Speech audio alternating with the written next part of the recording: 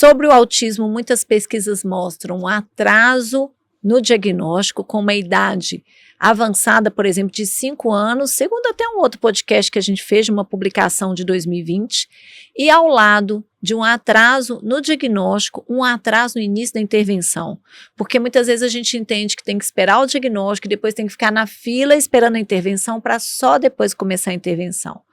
Mas eu oriento diferente. Eu oriento meus alunos, meus congressistas, que a intervenção tem que começar imediatamente na consulta.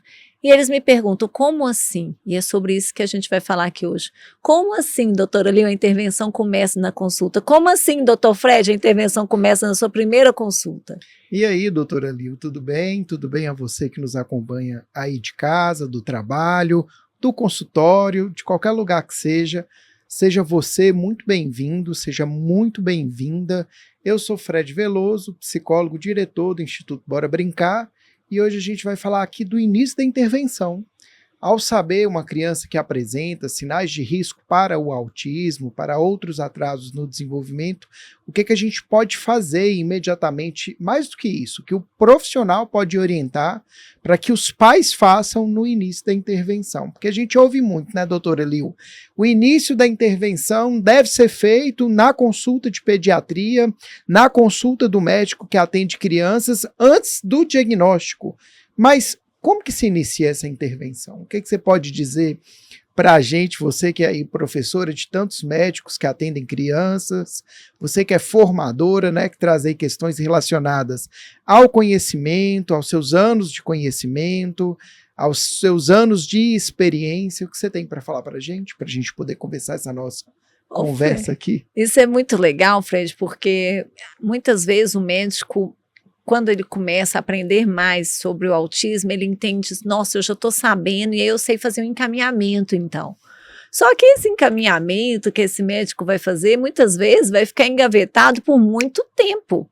E essa criança vai ficar esse tempo perdendo um grande potencial cerebral, um grande período onde as suas janelas no cérebro estão abertas, onde ela poderia estar criando novas conexões de uma velocidade muito acelerada, e ela está totalmente sem estímulo. E o que a gente preconiza é uma mudança de olhar. Assim que você suspeitou que tem autismo, assim que você fechou o diagnóstico com todos os requisitos preenchidos, como a gente fala em vários outros podcasts, e como eu falo lá na capacitação de autismo para médicos, que é o nosso curso de extensão universitário reconhecido pelo MEC, você tem que agir imediatamente. Como? Eu vou falar 5 itens extremamente importantes que você vai poder aplicar a partir de agora, nesse instante, e vai mudar a vida das crianças e dos pais. Vamos lá então, comece então, doutora. E aí você vai comentando também, porque você é o psicólogo que depois vai receber a criança lá. O primeiro deles, Fred, eu falo com os pais sobre a importância da conexão com seus filhos. É a magia da conexão. Nossa, mas você fala sobre isso, conexão? Sim, sim. Apesar disso ser algo básico, isso é essencial e está sendo perdido hoje no dia a dia. Então, assim, o que acontece é que muitas vezes a criança tenta chamar a atenção do pai e da mãe, e o pai e a mãe estão tão ocupados ali com outra coisa que eles não param para olhar. Eles não param para dar uma atenção plena para essa criança. E eu não estou falando parar tudo que está fazendo trabalho. Estou falando todo momento que perceber que essa criança chegou perto. Quantas vezes lá no meu consultório eu estou aqui e a criança vem aqui perto de mim, eu paro tudo e olho para ela. E a família depois fala assim, nossa, ela nunca brincou com ninguém assim, ela nunca se conectou assim, né, Fred? Isso acontece com você também. Quando a gente está ali dentro do consultório, né, doutora Lil, que você está totalmente imerso, atento, dedicado à criança, e claro que utilizando de experiência e técnica, a gente consegue fazer sim com que as crianças tenham ali momentos significativos ao nosso lado. Mas o que você está chamando aí a atenção é o quanto que os pais precisam, dentro do protagonismo de cada um deles, e agora de maneira imediata, que o quanto antes eles possam voltar-se às suas atenções, o seu afeto, o seu tempo para os filhos.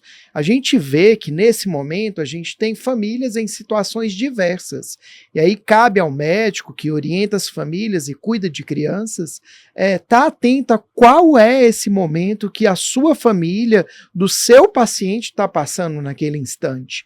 Porque às vezes a gente tem um pai que está trabalhando demais, uma mãe que pode estar ali deprimida, angustiada, então questões emocionais ou de saúde mental podem acompanhar este momento. Então acho que a primeira questão é a gente ter a sensibilidade de se conectar de forma genuína com os pais, para que os pais, né, no seu momento, se conectem com os filhos o quanto antes. E é bem bonito isso que você falou, e vem de acordo com as pesquisas recentes sobre o cérebro da pessoa autista.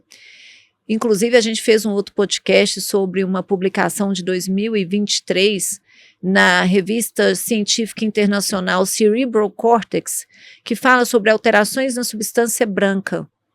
E a gente falou muito de como entender nesse cérebro diferente, que tem conexões na substância branca diferente. A gente vai tentar moldar esse cérebro de forma positiva, afetuosa, mas também que a gente tem que moldar o cérebro dos pais para que eles possam perceber as tentativas de conexão dessa criança, as tentativas de comunicação dessa criança. Porque o cérebro do adulto que não tem essa forma diferente de ser, ele tem realmente dificuldades de entender. Então, a primeira coisa, você que é pediatra, você que atende crianças pequenininhas, dê a mão para os pais, tente mostrar, dar exemplos concretos no seu atendimento de que aquela criança está tentando se comunicar, está tentando brincar, está tendo a reciprocidade, mas da forma dela. Então, a primeira dica é essa, tá? Que eu passo. E dentro dessa dica, acho que é importante dizer, porque os pais, muitas vezes, ali num grito de socorro ou num clamor de esperança, eles esperam algo pronto, ou algo que vem do outro, que vem do especialista. Eles não esperam algo que já está dentro deles, que é esse afeto, que é esse carinho. A gente bem sabe que toda criança se desenvolve com amor de pai e mãe, que qualquer criança, para que ela atinja o seu pleno potencial, ela precisa de estar conectada, os pais profundamente conectados aos seus filhos.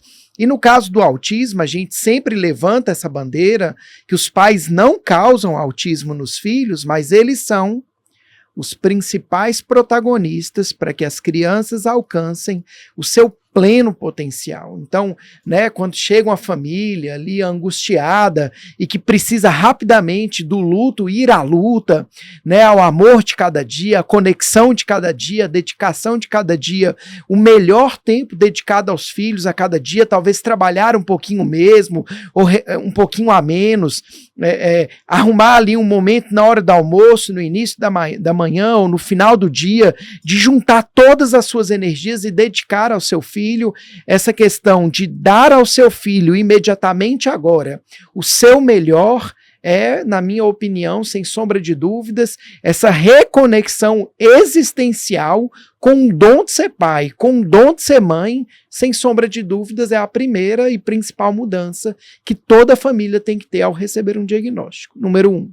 E aí você já entrou no número 2, porque o número 2 é tentar encontrar algum espaço de tempo ao longo do seu dia para sentar de frente para o seu filho e ter algum tempo de brincadeira, longe de todos os outros estímulos, tirando os pensamentos de trabalho, de que tem que fazer uma compra, ou de que tem uma obrigação, ou de que está lá a máquina não está funcionando, lá a máquina de lavar roupa. Então, que nesse momento, os pais, o pai e a mãe, e aqui eu falo a mãe e o pai, possa sentar e dedicar. Eu tenho só 10 minutos, então vamos fazer isso 10 minutos? Vamos começar com 10 minutos? Eu tenho 20, vamos começar com 20? E que seja um tempo de qualidade, que seja um tempo de entrega. Então, primeiro a gente falou de entremeado ao longo do dia, eu ter aqueles pequenos momentos de reciprocidade. O segundo, eu estou falando de parar momentos do dia para dedicar a brincar com o filho. Ô, doutora Liu, e aí dentro da especificidade do brincar, da criança autista, da criança que apresenta sinais de risco para o autismo, é importante dizer que brincar com uma criança autista não é somente estar ali ao lado dela. A gente precisa provocar, através do brincar, interações sociais.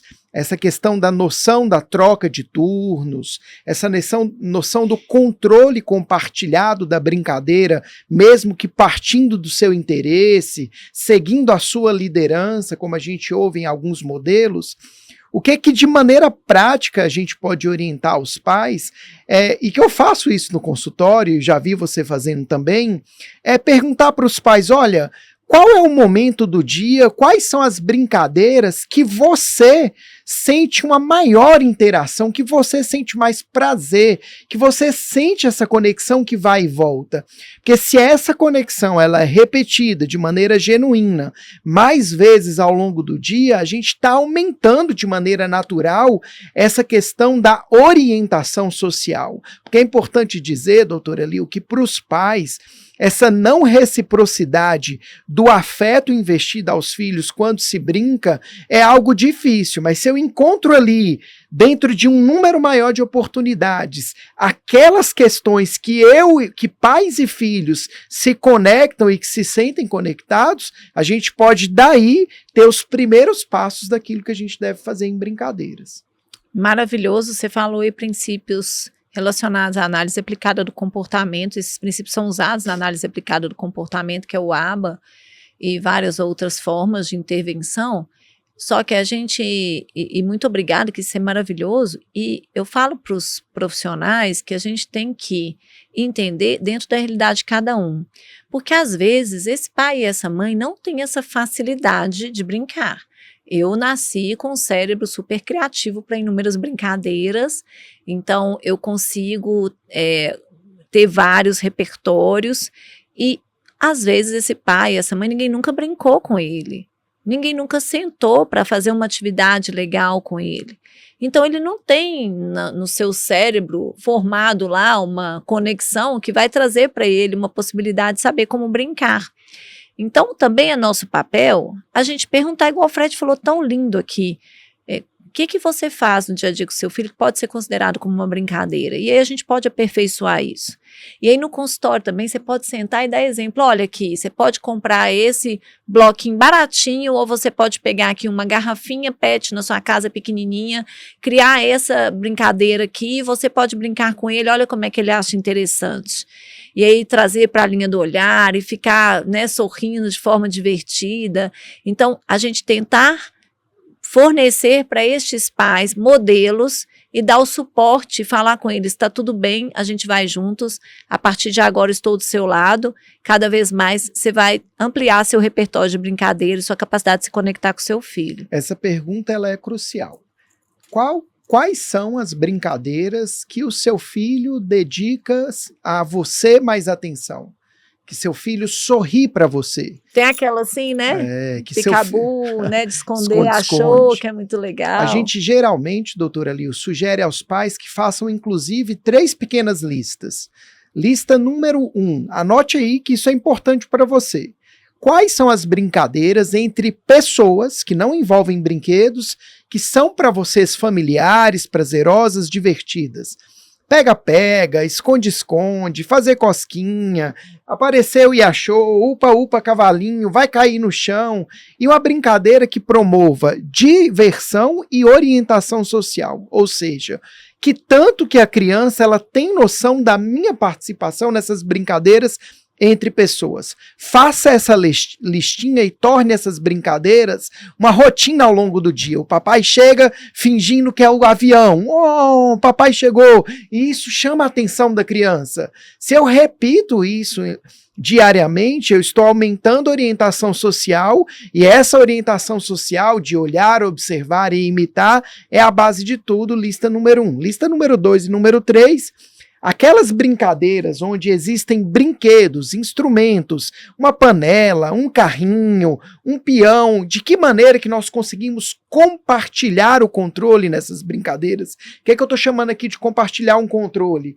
não pode tomar o sundae sozinho. A gente tem que tomar o sorvete, o milkshake, com 2 canudinhos, de maneira que, embora nós estamos no controle, nós participamos da mesma coisa junto.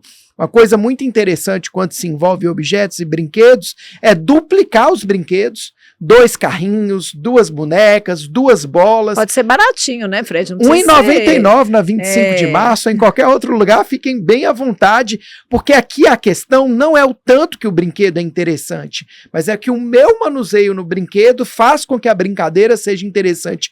Inclusive, a gente não recomenda brinquedos interessantes, que sejam muito luminosos, barulhentos, eletrônicos, que a criança foque o olhar mais no brinquedo que na pessoa. Então, número 2, quais são as brincadeiras com brinquedos que promovem interação social? Número 3, que aí eu quero que você complemente, dentro da vida real da família, quais são os momentos contextuais, hora de trocar roupa, hora de dar banho, hora da refeição, hora de colocar na cadeirinha para ir passear, pode ser que seja uma dificuldade, mas quais são os momentos na rotina real da família, dos afazeres da casa, das atividades de vida diária, que nós temos brincadeiras que promovam a interação.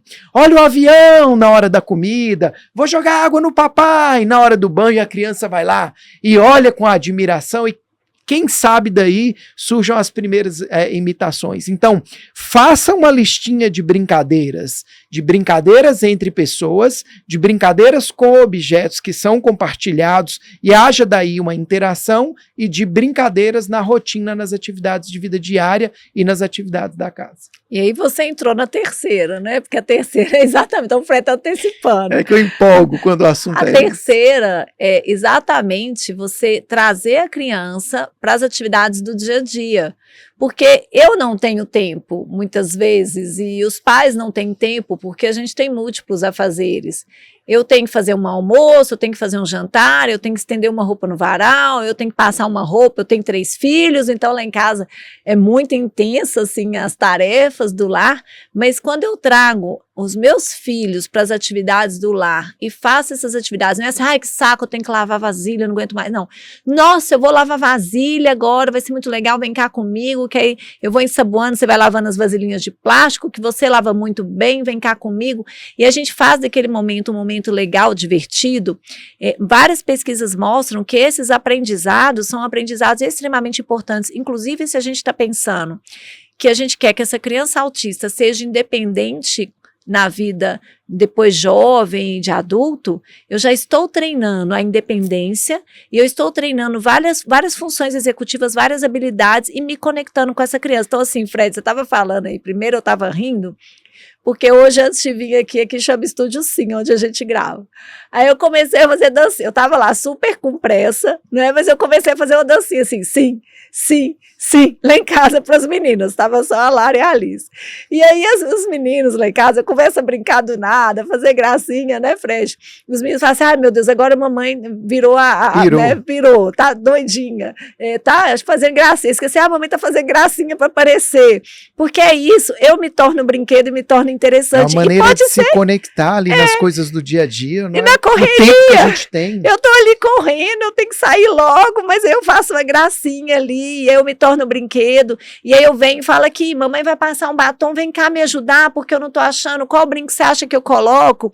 Então aí você faz a criança participar da atividade, ó, aí você coloca, claro, gente, o que você vai escolher, né, porque não coloca um que não tem nada a ver, que senão ela vai falar e você não vai usar, e ela vai ficar triste, mas coloca 2 lá que combinam, qual brinco você acha que a mamãe vai usar, esse ou esse? E aí você escolhe, então você coloca, e a criança pequenininha, mesmo a criança que parece que não tem reciprocidade, você pode colocá-la lá. Ó, mamãe vai passar o batom, chega na frente, passa.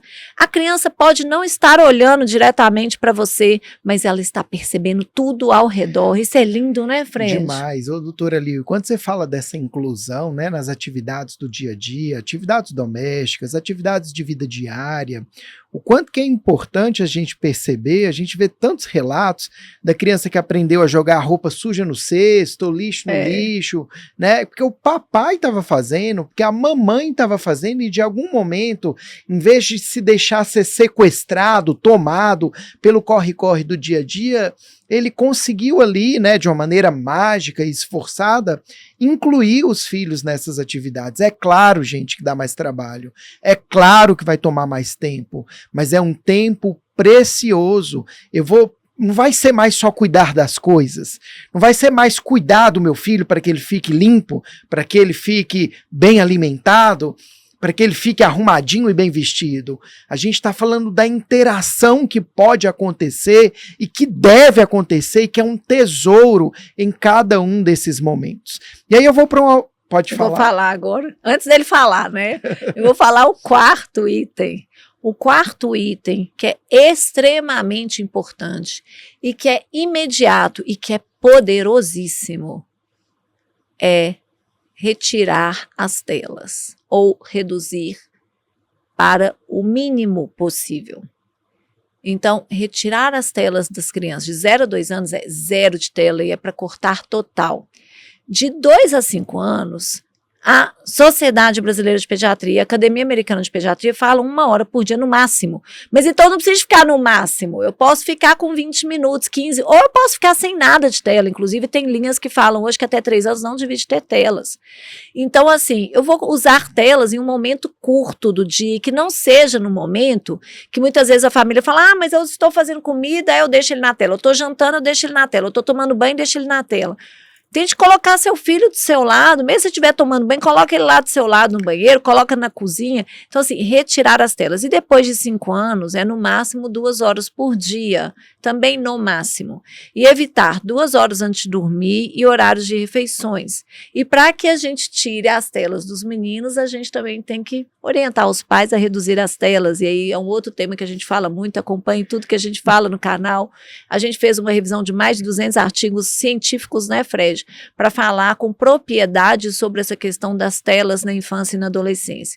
E aí os pais, muitas vezes, esses dias o pai chegou na consulta com a mãe e falou assim, escreveu lá para mim, né, que a criança, que eu faço sempre um questionário antes, eu li que a criança então reduziu drasticamente o tempo de tela, que a criança estava melhor. Eles entraram, eu falei, olha, parabéns, vocês diminuíram. Ela falou, doutora Lil, você quer comprar uma televisão?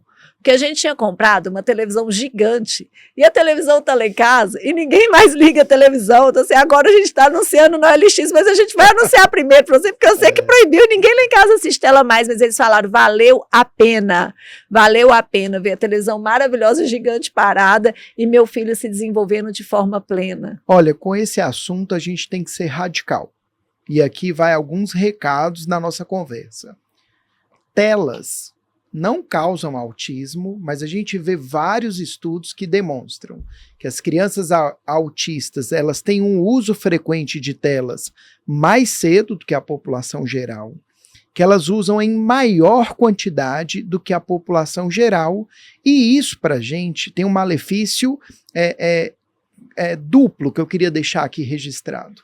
A primeira questão é que uma criança que passa muito tempo, qualquer criança que seja, frente às telas, celular, TV, tablet, por mais que isso aparentemente pareça que a criança está calma, que a criança está aprendendo, que agora os pais têm tempo para outra coisa, a gente está falando de inúmeros prejuízos no momento que o cérebro social está em construção. Prejuízos de comunicação, de interação, prejuízos motores, prejuízos cognitivos, questões relacionadas ao sedentarismo, questões médicas associadas, e a gente não vai discutir isso aqui agora não.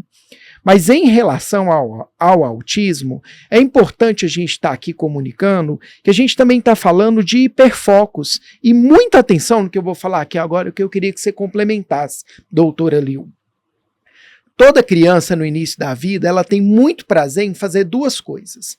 Experimentar coisas novas e repetir aquilo que ela já domina. Então eu brinco de coisas que as pessoas me oferecem, tenho prazer com isso, experimentar experiências e repetir coisas que eu já domino. Aquela questão de que a criança joga o papelzinho no chão, todo mundo ri, aí ela joga de novo, todo mundo ri, ela joga de novo, e todo mundo ri, ela joga de novo, porque ela já domina a mecânica daquela experiência. No autismo, a gente sabe as questões relacionadas ao hiperfoco, e essas crianças, elas têm um pouco menos prazer em experimentar coisas novas e um pouco mais de prazer em repetir brincadeiras que elas já dominam. E aí a gente entra nas questões do hiperfoco e geralmente, por amor, o que os pais fazem?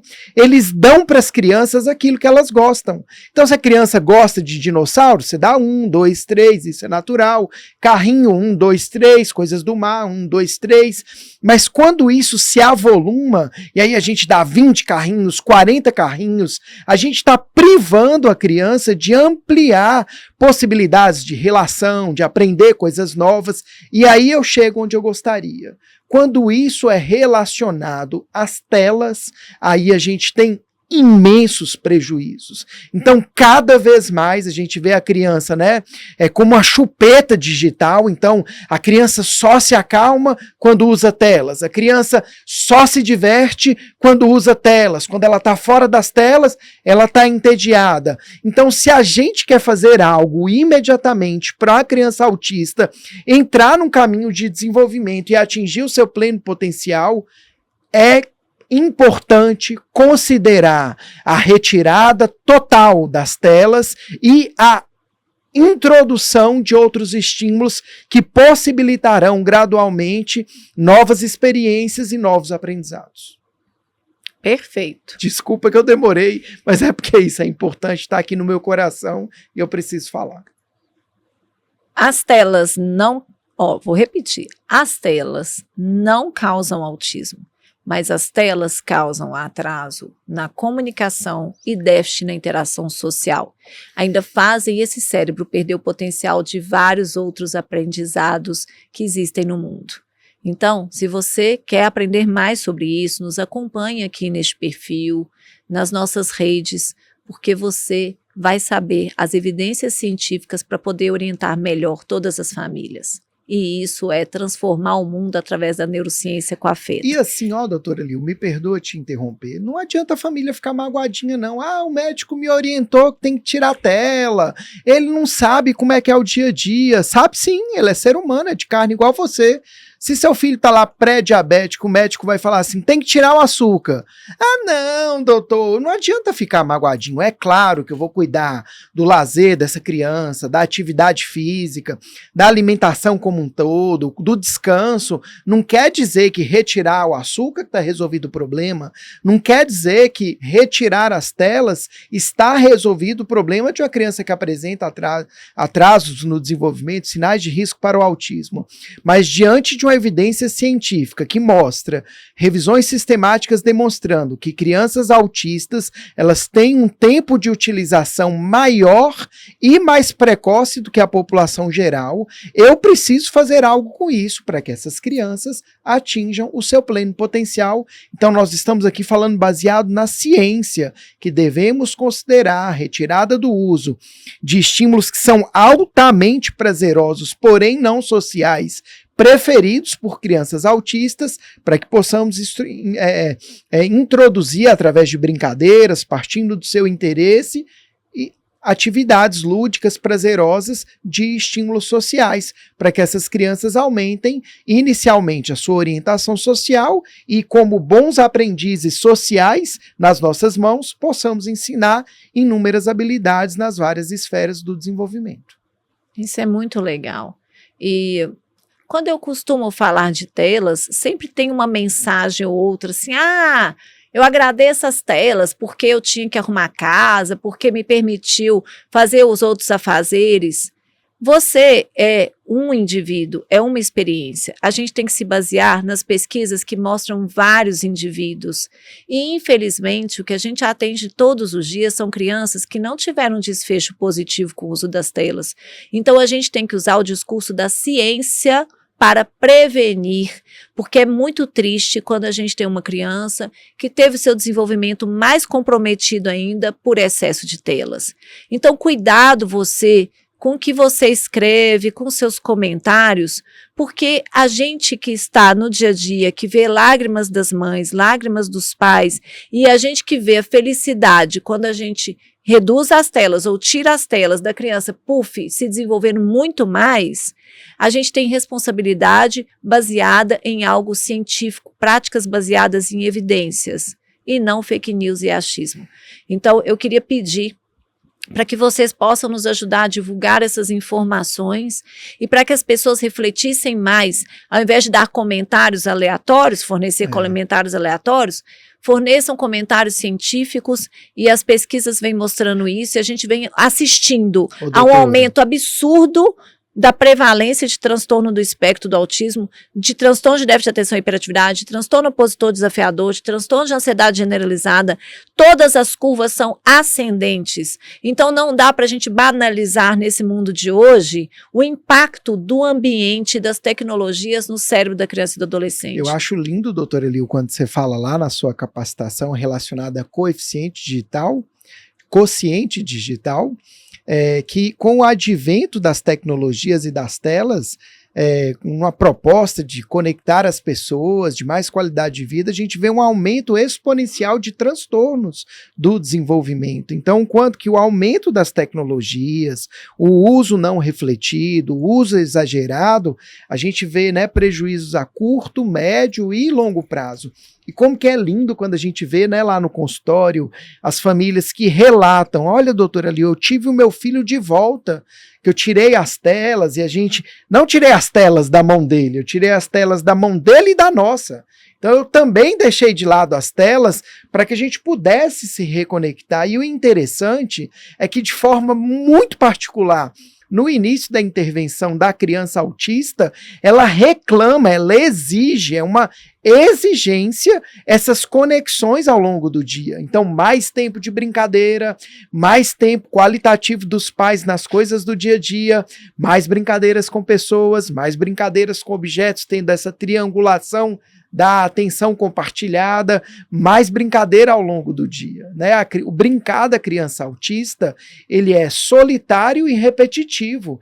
É nosso dever introduzir gradualmente um brincar que seja mais amplo e social, e isso se faz com amor, e as telas são, na grande maioria das vezes, uma barreira, um obstáculo que tem que ser vencido, superado, para que a gente faça com que essas crianças atinjam o seu pleno potencial. A gente sabe de outros estudos, é importante dizer, né, que possibilitam ganhos. A gente vê, né, intervenções com realidade virtual, realidade aumentada, jovens autistas de boa inteligência e alto funcionamento fazendo terapias para alcançar uma boa performance, para paquerar alguém, para conseguir um emprego na entrevista de empregos.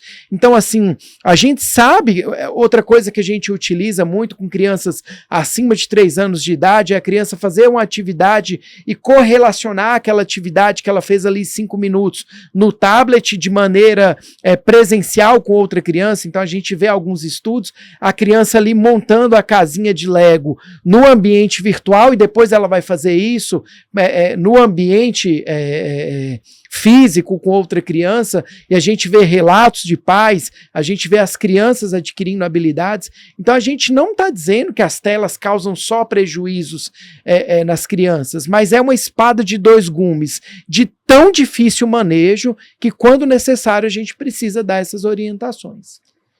Quando a gente fala de retirar tela, a gente não está falando para todo mundo virar zen e ficar na cachoeira, ficar na cachoeira e voltar para o passado, não. As telas são importantíssimas hoje. O que a gente quer é desenvolver o quociente digital dessas crianças, para que elas possam crescer utilizando os benefícios da tela e blindadas dos possíveis malefícios do uso inadequado de telas, ok? Então, isso é quociente digital, e o que a gente quer é criar uma nova geração de nativos digitais com o quociente digital, que vai se somar ao quociente intelectual, ao quociente emocional, ao quociente espiritual, para tornar esse ser humano um indivíduo potencialmente feliz e pleno em suas faculdades e em suas vidas. É isso que a gente quer com esse QD, quociente digital. E agora eu vou falar a 5ª dica que eu falo muito para os pais: procurar uma escolinha de qualidade. Então, assim, ó, Fred, não é aquelas escolas que... Esses dias eu atendi uma criança Top 5 que passam no Enem? Não, e nem... Eu tô falando assim... Esses dias, desculpa te interromper, eu fui na escola infantil, que o pessoal falou assim, aqui no ensino infantil a gente tem a metodologia que mais faz passar no Enem. Eu, calma, peraí, Enem é coisa mais pra frente, agora é hora de brincar, de se conectar, de atividades de movimento, de contato com a natureza, é isso, né, de uma extensão afetiva do lar, que cada criança traz. Frederic Frobel, filósofo alemão, sempre falava que o jardim de infância precisava ser uma extensão afetiva do lar da criança. Isso é muito legal. E aí, esses dias eu atendi uma criança que ela ficava numa creche, que eram 2 salas escuras. E as crianças ficavam todas lá o dia inteiro e não tinha espaço para brincar, para correr, atividades ao ar livre. Então, quando a gente fala de inserção em creche-escola, a gente está falando de creche-escola que tem atividades, que seja meio período, que seja um ambiente lúdico, com várias brincadeiras, várias atividades e que não tenham telas. Atenção, tem um documento da Sociedade Brasileira de Pediatria que fala que não deve ser utilizado telas em creches e escolas de crianças pequenas.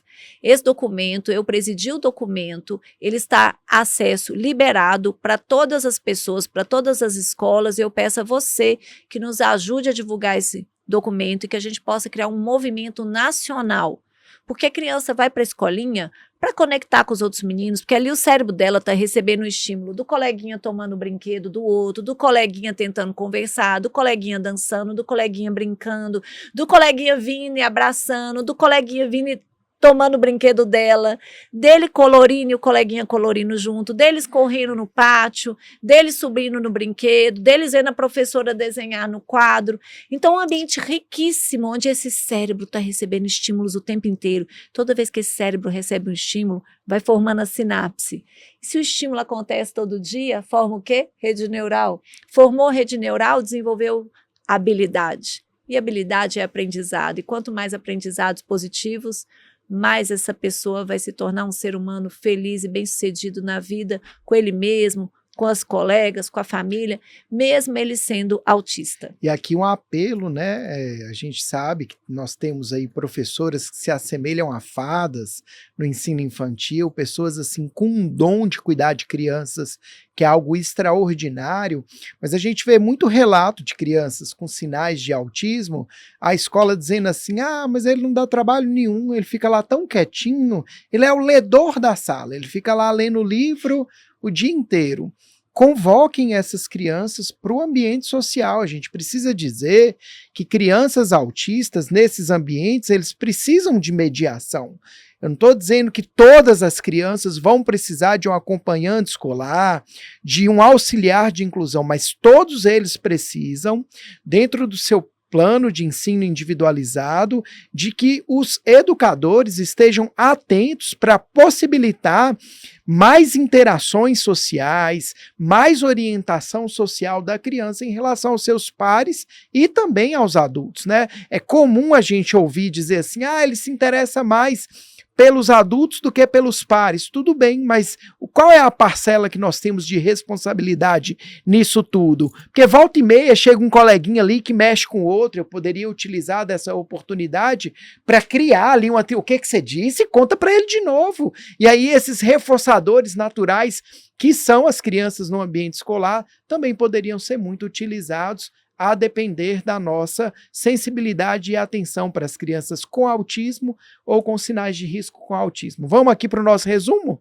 Então aqui a gente falou de intervenção imediata, como que você pode agir na hora que você detecta que tem um atraso, que tem um diagnóstico, como que 5 dicas que são aplicáveis na hora que a família sair do consultório, porque no carro ela já pode começar a mudar a sua postura, a brincar mais, a cantar, a tentar ter outra forma de estimulação com essa criança. Então, 5 posturas, 5 atitudes que esses pais podem ter que vai transformar positivamente baseado na ciência. Então eu gostaria, doutora Elil, que você deixasse aqui para a gente esses 5 passos que todo profissional, mas de maneira especial a gente sempre fala do médico que cuida de crianças, que acompanha a criança desde o início da vida, que ele poderia dar para que a intervenção, começando de maneira imediata, se inicie na sua consulta. Claro, com todo prazer. Primeiro, encontrar no meio do dia a dia momentos de conexão e de reciprocidade com a criança. Segundo, reservar como prioridade um tempo para sentar e interagir com a magia da conexão, brincando, tentando encontrar atividades legais para fazer com essa criança. Terceiro, chamar essa criança para participar das atividades do dia a dia, seja uma atividade da casa, seja uma tarefa que você esteja fazendo. Então, isso você vai estar falando com os pais. O quarto, organizar o tempo de tela e o acesso às telas. Inserir e instituir o quociente digital, aprender com a gente aí que a gente está divulgando muito sobre isso. E o quinto, uma inserção em escola de qualidade, com uma equipe maravilhosa, que tem várias equipes lindas e maravilhosas. É claro que essas aqui são as dicas que a família já pode seguir imediatamente, chegando, saindo do seu consultório. Isso não vai excluir toda a necessidade de um acompanhamento com um fonoaudiólogo, com um psicólogo, com um terapeuta ocupacional. Não vai substituir, muitas vezes, o acompanhamento com outro especialista, com um neuropediatra, que eu sou neuro. Então, aqui a gente tem o Fred, que é psicólogo, eu sou neuropediatra, o psiquiatra infantil, ou um outro médico oftalmologista, otorrino. Então, o que a gente está querendo dizer aqui são 5 dicas importantes que são aplicáveis imediatamente e que não vai depender de outras questões que podem ser agora iniciadas e que tem um poder maravilhoso de transformar a vida dessa criança. Então, você aí que é professor, você que é fonoaudiólogo, TO, psicólogo, nutricionista, fisioterapeuta, enfermeiro de saúde da família, médico de saúde da família, pediatra, neuropediatra, psiquiatra infantil, geneticista, anote aqui. Se você, na sua consulta, orienta a família sobre essas questões que a gente conversou, por favor, e qual é a mudança que você consegue ver nessas crianças quando você orienta, ou se você não orienta, agora que você vai começar a orientar, anote aqui hoje, volte aqui daqui 30 dias e observe a sua mudança, que é o que a gente vê muito nos nossos alunos profissionais que cuidam das crianças com risco de autismo e com autismo nas nossas capacitações. Muito obrigada, Fred. Achei interessantíssimo, e aqui para finalizar, doutora Lio, quando você, né, nos alerta que a gente não está dizendo ou excluindo a importância do profissional especialista. O problema é que a realidade de muitas crianças brasileiras é que até a chegada desse profissional a gente tem um caminho imenso de demora, de dificuldade de acesso. Então, enquanto o médico espera, né, pelo diagnóstico, a intervenção comece o quanto antes. O psicólogo, o fonoaudiólogo, o terapeuta ocupacional, né, enquanto ali ele está fazendo a sua avaliação, que a intervenção comece o quanto antes. A gente não pode esperar passar 1 mês, 2, 3, olha, agora eu vou te dar um retorno daquilo que deveria ser feito, né? Porque eu vi aqui na minha avaliação. Não. O quanto antes a gente conseguir conectar os pais aos filhos, introduzir brincadeiras no dia a dia, considerar a adequação do tempo de tela, introduzir essa criança em ambientes que ela possa ter interação com seus pares, depois sim a gente vê nosso plano terapêutico, a maneira de ensino, quais serão as estratégias, qual será o diagnóstico, mas intervenção quanto antes, levando em conta o contexto natural e o protagonismo dos pais. Que maravilha isso que você falou, Fred, porque muitas vezes a criança fica 3 meses fazendo avaliação para depois começar a intervenção, os pais perdidos, sem saber o que fazer, angustiados. E 3 meses para uma criança, por exemplo, que tem 18 meses, pega 18 e divide por 3. Dá 1/6 da vida dela, é muito tempo. E para esse cérebro dela, que está numa velocidade acelerada de desenvolvimento, então, 3 meses que você está só avaliando, você está perdendo algo riquíssimo, porque a família ela precisa de ser parte principal dessa intervenção. Nada mais sofisticado que amor de pai e mãe. Então, se a gente orienta esses pais, eles vão aplicar isso todo dia. E eu estou dando realmente o que a pesquisa fala, que eu tenho que dar intensidade, eu tenho que dar qualidade, eu tenho que dar repetição. E através dos pais, você quer coisa melhor? E com o amor de pai e mãe, aquele coração maravilhoso? Então é isso, queria agradecer muito toda a sua abordagem, tudo que você falou aqui, pela sua experiência com inúmeras famílias, supervisionando inúmeros profissionais e tentando trazer esse olhar mais ampliado, que é o que a gente faz, além do que um método, além do que uma sequência, porque a criança não é uma lista, um checklist, ela é um ser, ela é um indivíduo integral. E ela tem um pai, uma mãe, ela tem um irmãozinho, e a gente tem que olhar para todo mundo. É isso. Tem um outro artigo que a gente fala em outro podcast, que é um artigo que eu publiquei sobre as famílias, desafios familiares das crianças autistas, que é importantíssimo. A gente vai deixar aqui para vocês como uma dica de leitura, tá? Para você estudar, tem dever de casa aqui nesse podcast, né, Fred? E a gente agradece que vocês possam aplicar essas informações, que possam compartilhar, que possam transformar a vida das crianças, que vocês atendem, que vocês cuidam, e a gente está aqui para compartilhar nossos conhecimentos. Esse podcast aqui ficou um pouco maior, talvez a gente até transforme ele em 2, mas eu acho que é tão importante tudo que a gente está falando. Quando a gente começa a trabalhar com evidência científica, por exemplo, eu vejo vários profissionais, e eu até confesso que há um tempo atrás, depois a gente, né, que se torna pai, depois que a gente vai adquirindo experiência e ao longo dessa jornada, claro que eu preciso fazer a minha avaliação formal, né? Eu não posso fazer uma intervenção sem saber de fato em cada área, de forma precisa, o que é que aquela criança precisa, eu vou depois coletando dados, mensurando melhoras, né? E aí a análise do comportamento aplicada é de fato a ciência que nos permite fazer isso com mais eficácia. É claro que a criança vai precisar passar por uma avaliação, né, de um desempenho de perfil ocupacional ou de integração sensorial com protocolos que são avaliados, mas a grande questão é que quando a gente começa a trabalhar com evidência, muitas vezes a gente fica apegado às nossas teorias, às nossas estratégias, e a gente tem que lembrar que de vez em quando é importante manter todo esse arcabouço teórico suspenso, como nos ensina a análise fenomenológica, o que a gente faz? A gente pega aquilo que a gente sabe, deixa entre parênteses para ver aquilo que se apresenta, porque se eu não for sensível a essas questões, eu vou ter ali pais angustiados que estão ali num consultório 1 semana, 2, 3, 1 mês, 2, e que não receberam nenhum feedback daquilo que eles devem fazer no seu dia a dia, e por isso que a gente fala, a intervenção é imediata, não é só chegar no profissional de maneira imediata, é iniciar as coisas o quanto antes, e sempre lembrar que os pais, a gente fala muito, né? Todas as intervenções comportamentais naturalistas, elas são centradas na família, mas aí a família está ali diante da gente, esperando alguma coisa para orientar, para avaliar junto com a gente, olha, né, diante desses objetivos que você elencou, eu como família percebo que para o meu filho, isso aqui que é importante para ele ao longo do dia, a gente gostaria de começar por aqui, nessa ocasião, com essas pessoas, nesse contexto, e aí não, a gente chega lá com o relatório pronto no final de 2, 3 meses, família, tá aqui agora, ó, o que a gente precisa fazer com o seu filho. E não é dessa forma. Então, assim, envolver a família, seja na consulta pediátrica, seja na consulta do terapeuta ocupacional, do psicólogo ou do fonoaudiólogo, é muito importante para que ela inicie, junto conosco, a estimulação da criança o quanto antes. A estimulação da criança. Essa criança pode ter atrasos, mas ela também vai ter seus talentos, vai ter suas virtudes, vai ter seus dons. E a gente tanto vai estimular os atrasos, como também vai potencializar as virtudes.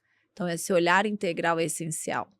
Dicas práticas, baseadas em evidências científicas, factíveis para aplicar imediatamente. Neurociência com Afeto, muito obrigada. As nossas crianças agradecem. Até o próximo.